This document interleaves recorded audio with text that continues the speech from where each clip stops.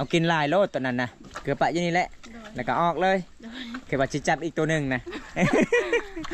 ตัวเราตุยเด้น้ำเฮ็ดกินบ่เอาวันนี้ก็จะได้ไปตามติดวิถีชีวิตน้องเบิ่งแอวสาวแก้วนี่ อ่อนขนาดเลยเวลาเพิ่นอย่างยิ่งยักโอ้ระวังได้บันไดเจ้าฮักได้เบิ่งเฮือนน้องทุกคนเป็นปองลายเลยคันฤดูหนาวกันหนาวแห้งคันฝนตกมันก็จะได้เปียกอีกได้เอาพัวแล้วบ่เจ้าสู้เนาะเจ้าสู้บ่ได้เด้เคยสะโทบอกคันเจ้าสู้นี่ผิดหีดอีก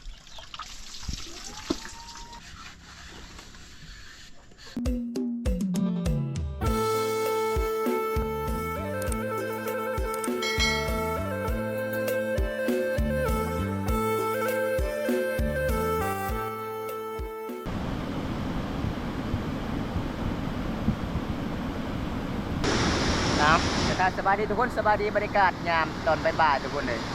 วันนี้เขาก็สิได้เดินทางเลาะสุนบทต่อคือเก่าตอนนี้บอมตาก็อยู่ที่แกงลีนในเมืองนอกพี่น้องเว้ยไปอัพชมวิวธรรมชาติอยู่ที่แกงลีนเพราะว่าช่วงนี้ก็เจ้าก็จะเอาปลาแก้วมีปลาลักลายเลยในซีละนองเลยทุกคนอันนี้เป็นแกงลีนเนี่ยพี่น้องเห็นบ่วิวธรรมชาติสุดยอดลายเลยวันนี้บอมตากะสีออกไปหาสาวแก้วคือเก่าบ้านตะทีทุกคนจะได้กันไปติดตามรับชมกันบรรยากาศอยู่ที่บ้านแกงเลนเด้อทุกคนอันนี้เป็นจุดเขาเจ้ายามลินสงกรานต์เขาเจ้ามาตั้งเต็นท์ตั้งตู้ขายเครื่องของทางพุ่นเป็นบ้านแล้วก็เฮา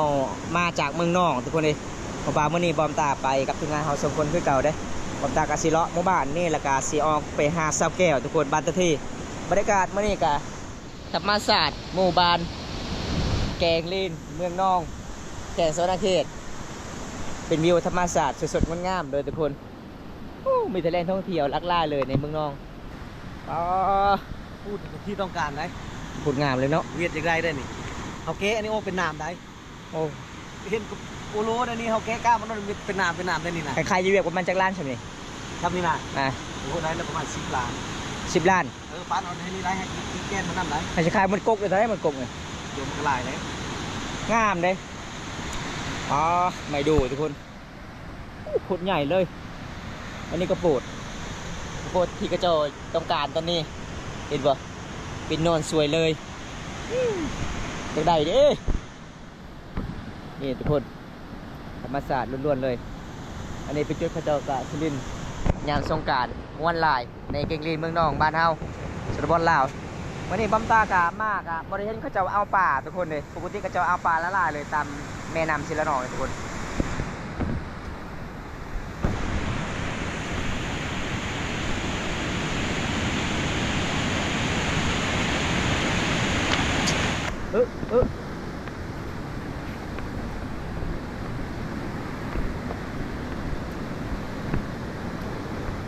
ไรอะ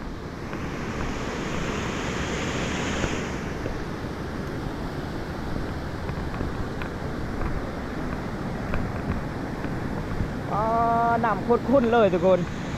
เห็นบ่บรรยากาศยามบ่ายๆพระเจ้าเอาป่าตึกแห่เดี๋ยวผมตากะสีพาทุกคนไปบ้างรับชมตรงกันเลยทุกคนพระเจ้าลาป่าเลยม้วนหลายเลย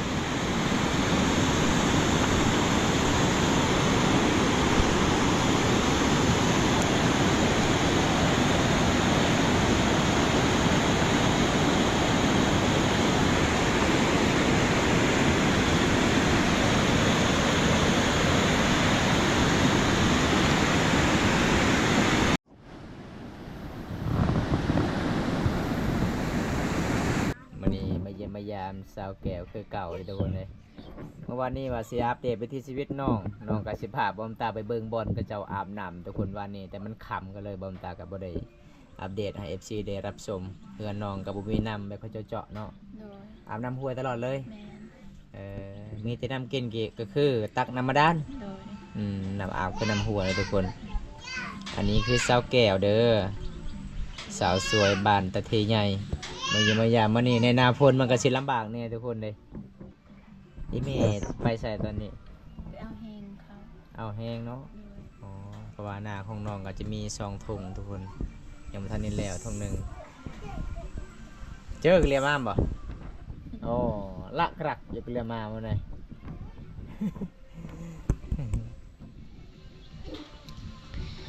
มื้อนี้มาเยี่ยมมายามสาวแก้วเพิ่นก็สิเงาๆทุกคนเลยหนาวใกล้สิฮอดหน้าหนาวแล้วบ้านเฮาเพิ่นก็ตกตลอดอีกทุกคนเลยเป็นจังไดซื้อฟ้าวันนี้ขายดีอยู่บ่ ขายดี หมดแล้ว โตยัง อืม ยังแต่8 โต ยัง8โต เลย ขายได้แต่2โตโอ้เอา วันนี้ก็เซายำมาซื้อซอย มาซื้อซอยอีก โดย ตัวหนึง70บ่ แสน แสนหนึงตัวหนึงแสนหนึงจะขาย แสน อ๋อ เสื้อปุ๋ยมันแพง เออ แต่ว่าแพ้ไทย มันงามเนาะ โดย เอาสู้ๆหาเงินหาคำพอได้ซื้อสบู่บัตรเติมเงินสันหาผู้เบา น้องบอกว่าคันมีเน็ตก็ต้องแซดคาบูมีเน็ตก็บ่ได้ตอบด้วยทุกคนเลยน้องหาเงินบ่เป็นน้องก็คือค่าเวียกแน่มีหัวหน้ายังน้อยเนาะ ไปใส่บ่ได้เด้อทุกคนเลยยังมีลูกน้อยเพิ่นถ้าลูกใหญ่เพิ่นก็จะได้ไปเฮ็ดงานคือกันเพิ่นว่ามาเมื่อนี้ก็คืออยากตามติดวิถีชีวิตน้องบ้านน้องดำรงชีวิตไปอาบน้ำทุกคนแต่ละมือแต่ละวันบนจุดใดแน่เดี๋ยวบอมตากสิพาทุกคนไปตามติดวิถีชีวิตน้องตอนนี้น้องสาวเพิ่นกะเราถ่ายแม่ยังบ่ทันมาเอาให้งานเนาะ โดย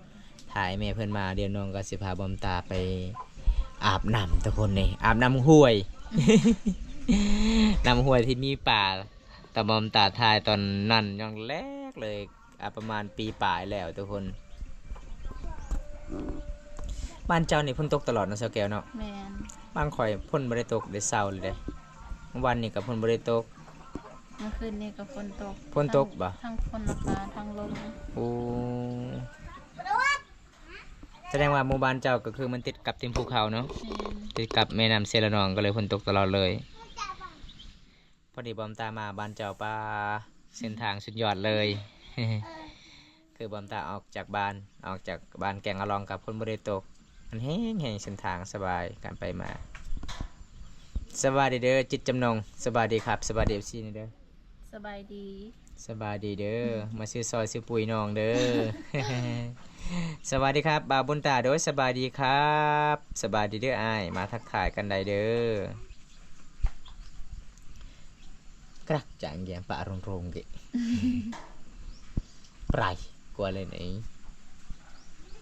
เก็ดมาปลายทักเป็นเจ้าบารมอ บ้านบารกมอ มาในเต้ก่อนเกิดเรา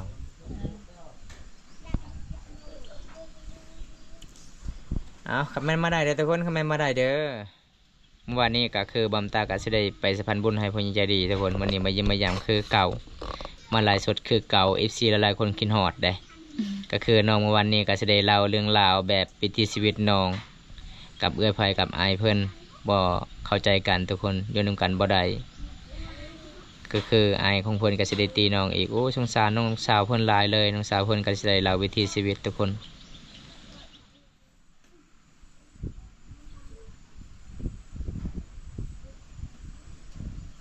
ลูกก็ไม่ได้ใส่เสื้อแขนยาว ลูกเจ้าบ่มีเสื้อ โอ้ยซื้อมันใหญ่โพดเมื่อวานนี้ เออ ใส่บ่ได้ ใส่บ่ได้อีกใหญ่โพด แม่น บ่แม่นใส่บ่ได้เสื้อมันใหญ่อันนะ เสื้อมันใหญ่โพดใส่บ่ถึกทุกคนเลย เลยไปซื้อแล้วก็พอดีแล้วก็มี SG จากพังไทย อ่า ฝากให้แล้วก็พอดีผัดเมตัวเองซื้อให้ก็บ่พอดี บ่พอดี เอาแสดงว่าก็คือให้อีพอจะฟังไทยซื้อให้ดอกคันไทยมีอีพอเนาะต่อไปเนาะ โดย อีเมลซื้อแสดงว่าอีเมลก็คือ ซื้อ ประมาณ เป็น บ่ได้ โดย ซื้อบ่เป็นซ้ำทุกคนเลยสบายดีบาเบสบายดีเด้อสบายดีที่เข้ามาติดตามรับชมมื้อนี้วิถีชีวิตสาวลาวฟ้ามังกรเมืองนองแขวงสวรรณเขตเด้ออันนี้เป็นสาวลาวบ้านตะเทสาวโสดประจำบ้านสามหมู่บ้านนี่โคตรหลายเลยแต่หลายๆคนเขาเจ้าเฮ็ดงานบ่คือเออบ างคนก็ไปเฮ็ดงานบางคนก็แต่ว่าเฮ็ดเวียกตัวเองตลอดนะ นาทีภายในนาทีมันเนาะ โดย บางคนก็ตั้งดินรนก็คือแบบนี้แหละทุกคนเลยมันคือแบบเท ถวอยู่ตับอยู่กับติดเลขที่เก่าหรือว่าถนนดำก็คือเฮาก็เห็นผู้สาวหลายๆคนทุกคนก็เจ้าไปเที่ยวแต่เขตนี้ส่วนหลายก็เจ้าบ่ได้ไปเที่ยวเนาะ แม่น มันไปเที่ยวทางไรก็มีแต่ขี้ต้มเด้ ไปใส่บ่ได้เด้ทุกคนตอนนี้บำตาก็จะได้ตามติดวิถีชีวิตน้องสาวแก้วก่อนทุกคนน้องสาวเพิ่นก็จะได้เกลือหมูได้บรรยากาศยามแรงๆอันนี้จะเป็นบ้านของน้องทุกคนเลยคันฝนตกก็อยู่บ่ได้เลย อันนี้หญ้าคาอันนี้คือไม้เฮียไม้กระแตะเขาเจ้ามุงหลังคาแบบเขาเจ้าก็บ่มีเงินจะซื้อจังซี่เขาเจ้าเอาไม้กระแตะมามุงชนหลายเขาเจ้าเลี้ยงหมูเขาเจ้าต้องคั่งไว้เฮ็ดคอกเฮ็ดหัวไว้ตามตารางเฮือนทุกคน อันนี้จะเป็นหมูของน้องเห็นบ่มื้อนี้เดินทางในหน้าฝนสิลำบากเลยบรรยากาศอยู่ที่บ้านตะเทใหญ่เมืองรองแคสนาเขตประมาณซำนี้เป็นหมู่บ้านนอกที่สุดกับตัวเมืองนองเฮาแต่เมืองนองหาบ้านน้องก็ประมาณ10 กิโลละทุกคน10 กิโลนั่นแหละใส่หำจ้ะนะเอาไปอย่าพุ่นอันนี้มันน้ำป่ะน้ำมวกน้ำมวกกบไว้อันไหนเนาะจักโตหมูเจ้านะ ต้นนั้นสิแต่ว่ากินแล้ว กินแล้วผมบ่มีอาหารกินเลย แต่ว่าจับ จำเฮ็ดเนาะจำเฮ็ดบุญกินงะแล้วก็มีคนบ่สบายก็เอาหมูมาจำเอาไก่มาจำทุกคนเป็นตามประเพณีชมพามังกรเด้อคันบ่เฮาบ่ได้เฮ็ดก็คือเพื่อเฮาเลี้ยงสัตว์บ้านก็คือเฮาก็สิได้จำเฮ็ดตามประเพณีบ้านเฮาล่ะพี่น้อง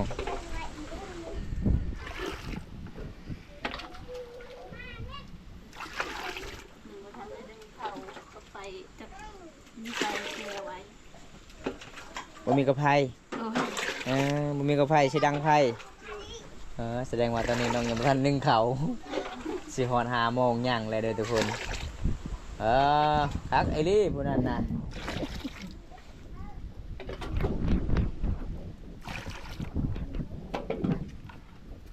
หมูตัวแม่จักโตตัวแม่น่ะ ตัวนั้น ตัวหนึงเนาะโอ้เบิ่งทุกคนทางพุ่นมีแต่ภูเขาเลย ทางไหนเจ้าสิเข้าทางไหนเจ้าสิเข้าทางไหนเจ้าสิเกลือนี่ มันมีอาหารนั้นมันได้ เออ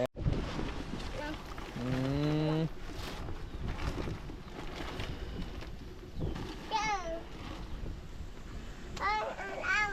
เอาตัวอ่อนๆเลยบ่หรื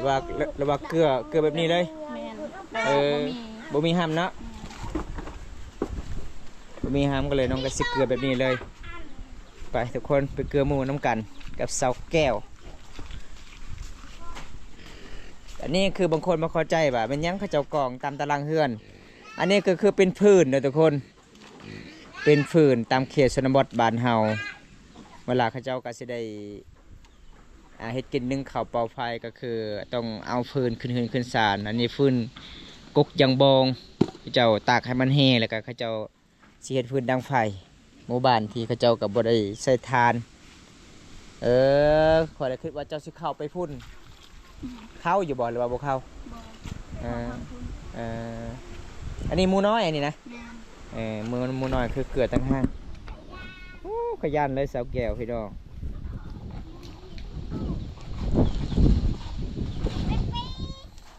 อันนี้คือน้องสำหรับน้องแสดงคือหมูอันนี้คือสำหรับไก่ไข่ได้ทุกคน เกือนไก่ไข่ก็จะเฮ็ดแบบนี้เลย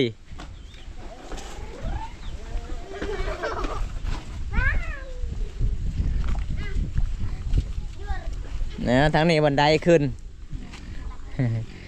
หมูไล่มาเลยแหละหมูนะหมูบริยานบ่คอยบ่ บ่ คือแบบหมูเห็นค่อยแล้วคือหมูแล้วก็ซินี่อีกเบิ่งวิธีชีวิตสาวแก้วนี่ขยันเลยพี่น้อง อย่าขัดเด้อ นี่ยังมันสิฮักเลยนี่นะป้าสุดก่อนลายเนาะหมูเจ้าเนาะมาหอบนี่ก็คือหมูมันก็สิเบิดเลยทุกคนเขาเจ้าก็สิได้ เพราะว่าต้นเอื้อยข่อยเสียแล้วเขาปิด เอากินลายโลดตอนนั้นนะ ต้องใครมาตอนแรกๆมีแต่โตบักใหญ่ๆเด้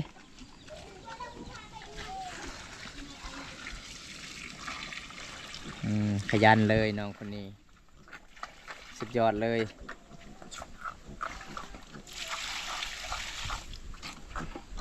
เกือบปะอยู่นี่แหละ โดย แล้วก็ออกเลย โดย แค่ว่าจะจับอีกตัวหนึ่งนะ ไปทุกคนเดี๋ยวพาก้อนก็ลงก่อน ยังบันไดนี่สุดเลยสเกล แม่แบบนี้แหละแม่ข่อยบ่อยากเกลือ เออ หรือว่าโตแม่ข่อยนั่น หนักเนาะ นะ ตัวเราตุยเด้ข่อยก็ยานขึ้นการในบันไดเจ้าเบิ่งนี่ความเสี่ยงเลย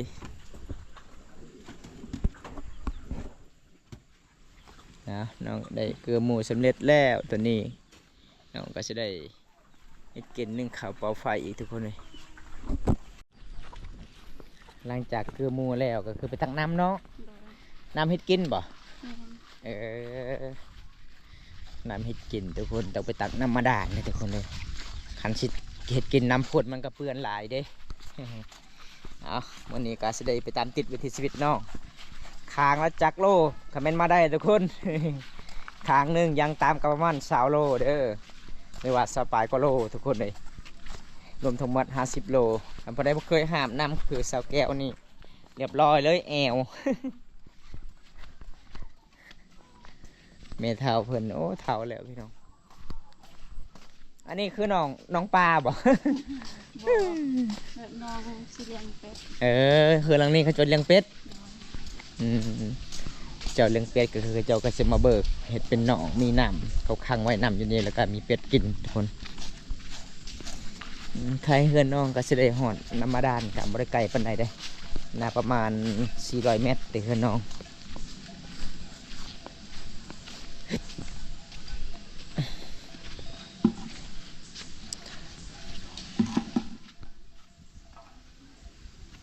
ตรงนี้มีไป เออ ดงแล้วเอินผ้าเลยตะเนี่ย บ่แบบตะตรงนี้คืออำนาจนั้น ตะเบอร์ไหมเนี่ยบ่ จานเคยเลย อ่า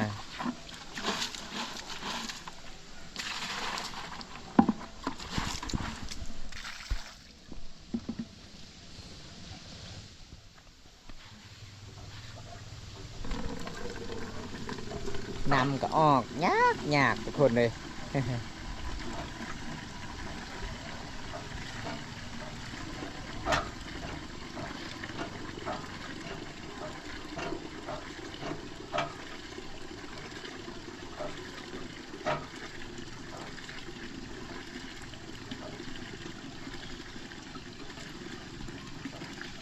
คันแบบคือเพื่อนเขาคันว่าบ่มีน้ำเจาะเขาก็ไปตักน้ำอยู่น้ำมาได้แต่ว่ามีก็มีเบิดเลย หลายคนเขาเจะมีเลยเนาะเพื่อนเจ้ายังบ่มี มี เออคันแต่ละคนก็คือก็เจะบ่มีน้ำเจาะคันยำแรงๆนี่เต็มเลยเด้ โดย บางคนก็สิอาบบางคนก็สิเตตักน้ำ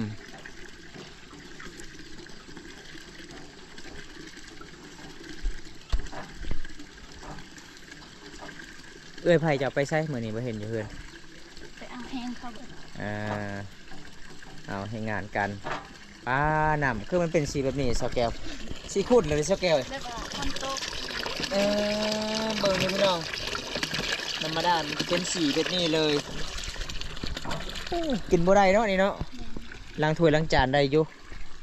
เราสิกินเนี่ยอันตรายเด้สแกลเว้ยน้ำตักเด้ไปใส่ น้ำข้น น้ำพ่นอีกน้ำที่เฮาไปตักตอนนั้นมันก็ท่วมแล้วเพราะว่ามันเป็นน้ำห่วยก็เจ้าตักทุกคน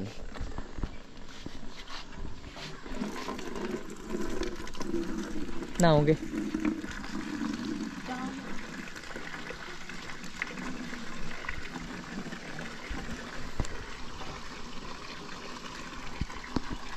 เจ้าห้าบไหวบ่คือหลายไทยจะตักนะ บ่ไหวก็ต้องไหวแบบว่าบ่มีน้ำ บ่ไหวก็ต้องไหวเพิ่นว่าคนบ่ฮักก็ต้องฮัก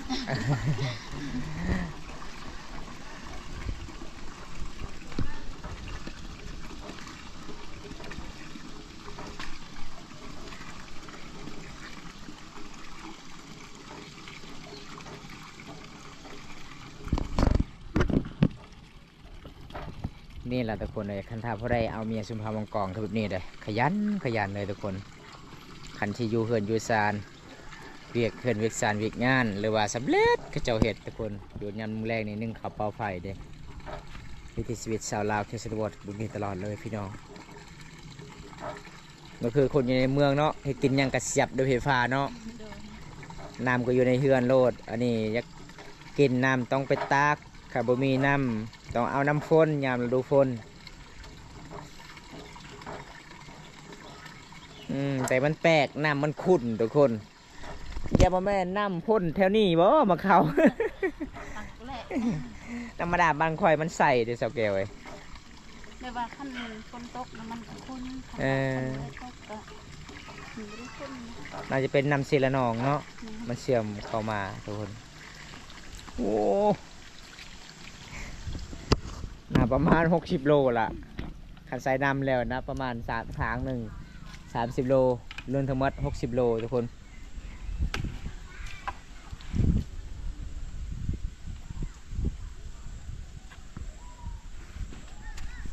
เอาไปบาดนี่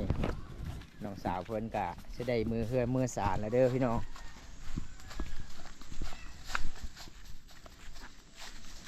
ผู้สาวเกาหลีสาวสีชมพู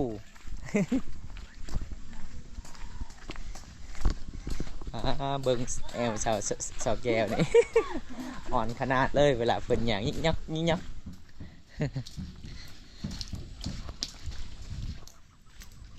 โอ้เอ้ยอาตีอาดงนะ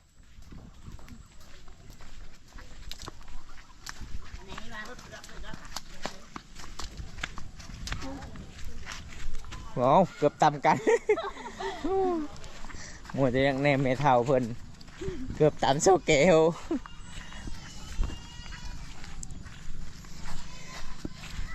หนักเติบเลยทุกคนรวมทั้งหมดก็ประมาณ60 โลได้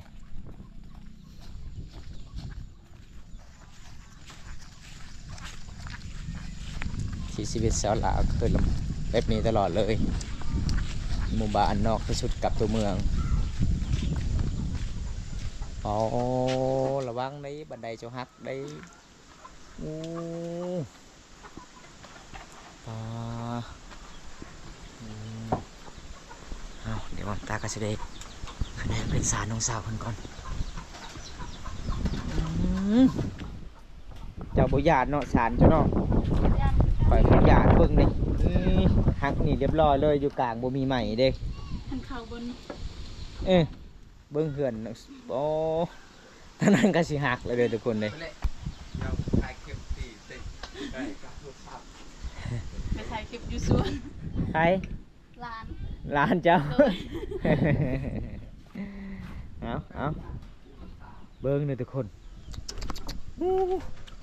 พ้นตรายเลยเหือนน้องคันคนน้ำหนัก60 โลนี่เรียบร้อยเลยเด้มันก็ตานมาไหวอยู่ตอนนี้น้องก็หลังจากไปตักน้ำน้องก็จะได้ดังไฟเฮ็ดกินนึ่งข้าวเปล่าไฟห่านยังนี่ฮะ นั่นแหละ มากน้ำเต้าโอ้โหอาหารมากน้ำเต้าหมู่บ้านแบบเฮาก็กินง่ายอยู่ง่ายบ่มีกระไพบ่ แม่ นี่กระไพอายก็มีอยู่บ่กระไพคอยนะหาให้น้องกระไพก่อนทุกคนน่าสิมีอยู่บ่มตาถือติดตัวเอ้ากระไพ หายา เป็นยังไงติดอยู่บ่ ติดอยู่ ติดง่ายอยู่เนาะ โดย เบิ้งเฮือนน้องทุกคนเป็นปองลายเลยคันฤดูหนาวกันหนาวแห้งคันฝนตกมันก็จะได้เปียกอีกได้ ถ่ายคลิปบ่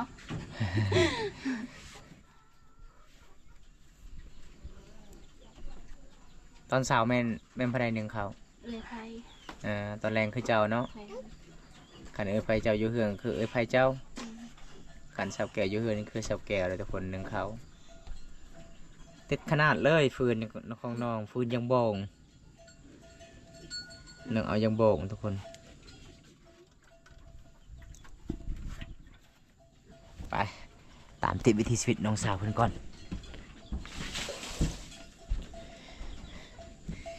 แต่มันแปลกนำพี่น้องเบิ้งนี่ทุกคนนำนี่โอ้คือนำห้วยเลยคนขนาดเลยขนาดน้ำมาดาดเลยทุกคน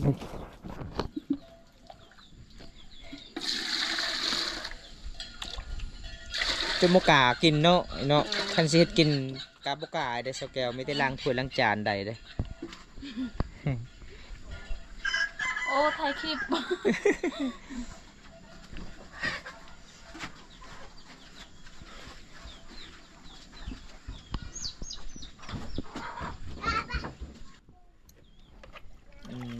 เพื่อนน้องมีมวย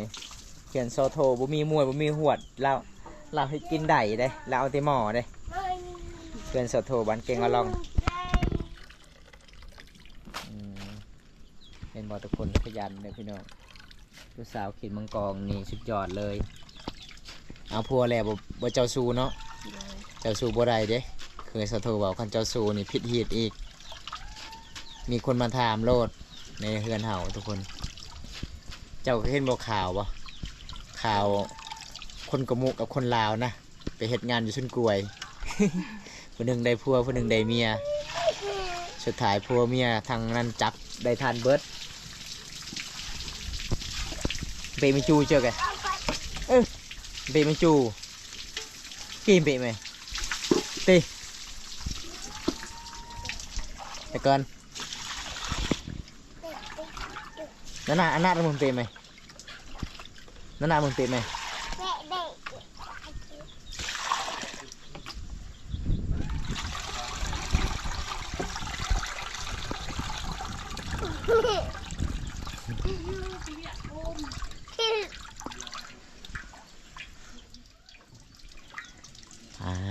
บาทนี้อ๋อลายเลยทุกคน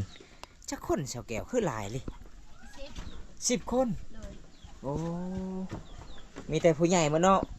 น้อยๆมีแต่ลูกเจ้า10 คนเฮ็ดเวียกมีแต่4 คน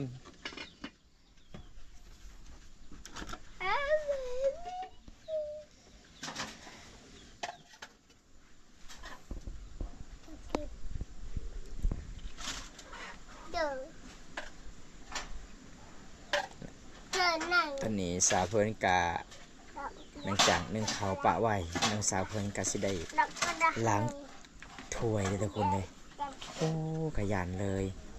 แต่เพิ่นสามารถครองน้องกะเป็นผู้ป่วยที่ยังคัดเคินหลายเลยถ้วยเจ้ากับประมาณชั่วนี้เนาะเงินเจ้าเนาะถ้วยกระตุกกับประมาณชั่วนี้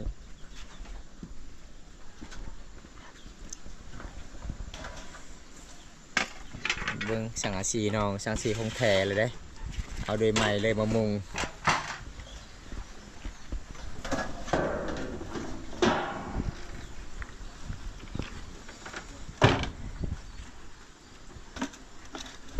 ค่อยเบิ่งเสาแก้วนี่ไปเมื่อใดทะยันไม่ได้เจาะล่างถ้วย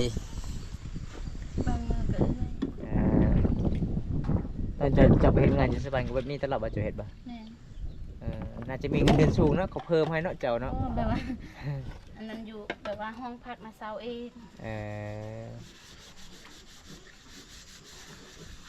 บอกคันเจ้าอยู่กับเจแบบนี้น่าเจ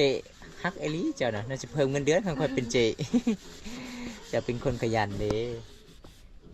มันยังติด